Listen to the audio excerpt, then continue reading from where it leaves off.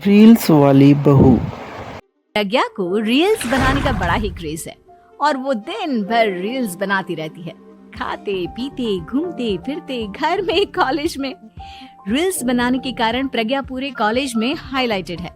जहां उसकी रील्स सभी को पसंद आते हैं, वहीं मनीषा चिंता में डूबी रहती है। एक रोज जब खाते हुए प्रज्ञा रील्स बना रही होती है, तब मनीषा कहती है, एक मिनट भी चैन नहीं है इस लड़की को। ये नहीं कि खाना तो आराम से खा ले, लेकिन नहीं, अरे थोड़ी देर रील्स नहीं बनाओगी तो आसमान नहीं टूट पड़ेगा। अरे मम्मी, इसी को तो कहते हैं डिटर्मिनेशन।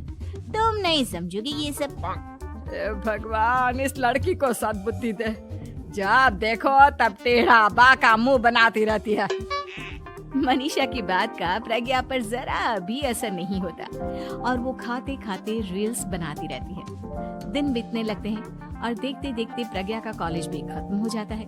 आए दिन कोई ना कोई मनीषा को प्रज्ञा की शादी करवाने का सुझाव दे जाता है। सब ठीक ही कहते हैं, प्रज्ञा की शादी कर देनी चाहिए। अपने घर के काम काज में व्यस्त हो जाएगी तो खुद ही ये रील्स और नाच गाना बंद हो जाएगा। मनीषा और प्रेम प्रज्ञा के लिए एक अच्छा लड़का ढूंढने लगते हैं और तभी विकी का रिश्ता प्रज्ञा के लिए आता है, जिसने प्रज्ञा को उसकी रील्स देखकर पसंद कर लिया था। अगले दिन विकी अपने माता पिता के साथ प्रज्ञा के घर पहुंच जाता है और प्रज्ञा साड़ी पहने हाथों में चाय की ट्रे लिए उनके सामने आती है। जब विकी को पसंद है तो हमें भी बहू पसंद है। बहन जी, आप बारात की तैयारी कीजिए। एक बार लड़का लड़की अकेले में बात कर ले तो अच्छा रहेगा। हाँ हाँ, क्यों नहीं। मनीषा विकी को प्रज्ञा के कमरे में भेजती है, जहां प्रज्ञा पहले से ही रील्स बना रही होती है। तभी विकी कहता है, आ गए आपके साजन जी। हमारे साथ ये रील्स कंप्लीट करती तो और भी अच्छा रहता।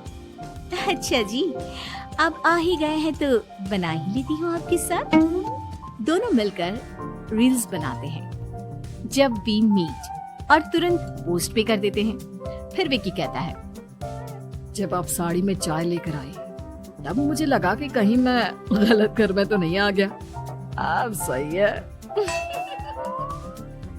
दोनों की शादी पक्की हो जाती है और शादी के दिन भी प्रज्ञा रील्स बनाने से चूकती नहीं।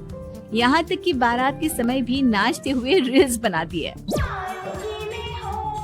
सभी लोग प्रज्ञा की तारीफ के पुल बांध देते हैं और प्रज्ञा नाचती गाती अपने ससुराल चली जाती है। सब कुछ अच्छा चल रहा होता है। प्रज्ञा यहाँ भी दिन भर हर चीज की रील्स बनाती रहती है। लेकिन कुछ दिनों के बाद जब सुनीता कहती है, बहू, ये रील्स के साथ साथ कुछ काम भी कर लिया करो। वैसे तुझे और क्या क्या बनाना आता है? मम्मी जी, वैसे तो सब कहते हैं कि मैं सब कुछ अच्छा बनाती हूँ, लेकिन मुझे लगता है कि मैं मैगी अच्छा बना लेती हूँ। हाँ, कॉफी भी अच्छा बना लेती हूँ और मुंह तो सबसे अच्छा बना लेती हूँ। हैं? अच्छा अच्छा। सुनीता अपना माथा पकड़ लेती है और कहती है, बहू, कुछ खाना बनाना भी सीख लेती। मम्मी जी, मैं लंबी प्लानिंग कर रही हूँ। जल्दी ही मैं इतनी फेमस हो जाऊंगी कि मुझे पैसे मिलने लगेंगे। हम दोनों सास बहू राज करेंगे, राज नौकर काम करेंगे और लोगों की तो लाइन लगेगी हमसे मिलने के लिए। तेरा दिमाग खराब हो गया है क्या बहू? हंसी मजाक तक ठीक है, लेकिन इस तरह घर नहीं चलते। जितना जल्दी हो इस घर के तौर तरीकों को सीख लो। प्रज्ञा मुंह घुमाकर चली जाती है और तुरंत उसी वक्त एक रील बनाती है। ये देख सुनीता का गुस्सा 7वें आसमान पर चला जाता है और विकी के घर आती ही सुनीता उसे सब कुछ बताती है। विकी भी अब प्रज्ञा की इन हरकतों से परेशान हो जाता है। तुम टेंशन मत लो मम्मा, मैं देख लूंगा। विकी कमरे में जाता है तो देखता है कि प्रज्ञा रील्स बना रही है। विकी बड़े ही प्यार से प्रज्ञा से कहता है, प्रज्ञा, इन सब के लिए मैं तुम्हें मना नहीं कर रहा हूँ, लेकिन फिर भी हर वक्त तो ये अच्छा नहीं लगता ना। समझने की कोशिश करो, मुझे भी तुम्हारा थोड़ा वक्त चाहिए। मैं जब ऑफिस से आता हूँ तो मुझे समय देने की जगह इसी में लगी रहती है। तुम ज्यादा ही सोच रहे हो। तुम भी मेरे साथ रील्स बनाओ ना, तुम्हें भी बहुत अच्छा लगेगा। तुम्हें इज्जत से कोई बात समझ में नहीं आती क्या?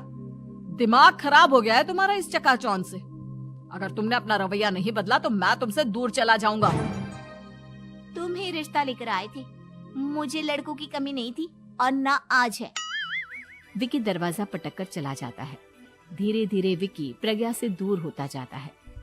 एक रोज मनीषा प्रज्ञा के ससुराल उससे मिलने जाती है।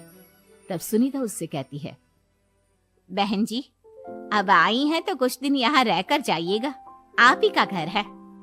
हाँ मम्मी, बहुत दिन हो गए तुम्हारे साथ एक भी रील नहीं बनाई मैंने। प्रज्ञा तुरंत अपने फोन में रील्स ऑन कर लेती है। ये सब मुझसे नहीं होता। तेरा ये भूत अभी तक नहीं उतरा क्या? बहन जी, आप कुछ कहती नहीं क्या इसे? जब आप ही कुछ नहीं कर पाई तो मैं कर ही क्या सकती हूँ। सास तो वैसी ही बदनाम है। शाम को घर की लाइट चली जाती है और मनीषा प्रज्ञा से कहती है, मेरे घुटनों में बहुत दर्द हो रहा है, तू लाइट का कुछ इंतजाम करना बेटा। अच्छा, कैंडल जला देती हूँ मम्मा। प्रज्ञा गाते हुए कैंडल जलाती है और खिड़की के पर्दे के पास रख देती है। मनीषा, जिसे बहुत दर्द हो रहा है, वो सो जाती है और प्रज्ञा हमेशा की तरह अपने रील्स में लग जाती है। उधर कैंडल की वजह से पर्दा आग पकड़ लेता है और मनीषा के कमरे में आग लग जाती है। बचाओ, कोई है, बचाओ। सभी भागते हैं और विकी कमरे की आग बुझाने में लग जाता है, लेकिन तब तक मनीषा आधी जल चुकी थी। मनीषा की हालत देख प्रज्ञा रोने लगती है। विकी मनीषा को तुरंत हॉस्पिटल ले जाता है और उसे एडमिट कराता है। विकी प्रज्ञा से कहता है, देख लिया ना, तुम्हारे इस नाच गाने की वजह से आज तुम्हारी माँ की जान जाते जाते रह गई। अब पता नहीं तुम और क्या चाहती हो। उधर डॉक्टर कहते हैं, इनकी हालत बहुत नाजुक है, आधे से ज्यादा जल चुकी है। प्रज्ञा रोती हुई मंदिर में जाती है और भगवान के आगे जाकर कहती है, भगवान, मेरी माँ को ठीक कर दो। मैं कसम खाती हूँ हाथ से ये रील्स बनाना छोड़ दूंगी, बस मुझे मेरी माँ वापस मिल जाए।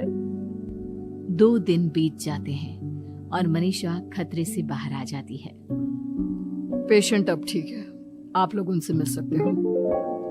सब कोई मनीषा से मिलता है और प्रज्ञा सबके सामने अपना फोन तोड़ देती है। मुझे माफ कर दो मम्मा, मैंने तुम लोगों की बातों को नजरअंदाज किया। बेटा, कोई भी चीज जरूरत से ज्यादा खराब है। मैंने तुम्हें रील्स बनाने से कभी मना नहीं किया, लेकिन हर वक्त एक ही चीज तो सही नहीं है। मैं समझ गई हूँ मम्मा, आई एम सॉरी। प्रज्ञा उस दिन से रील्स बनाना छोड़ देती है और पूरी तरह से अपने घर में लग जाती है।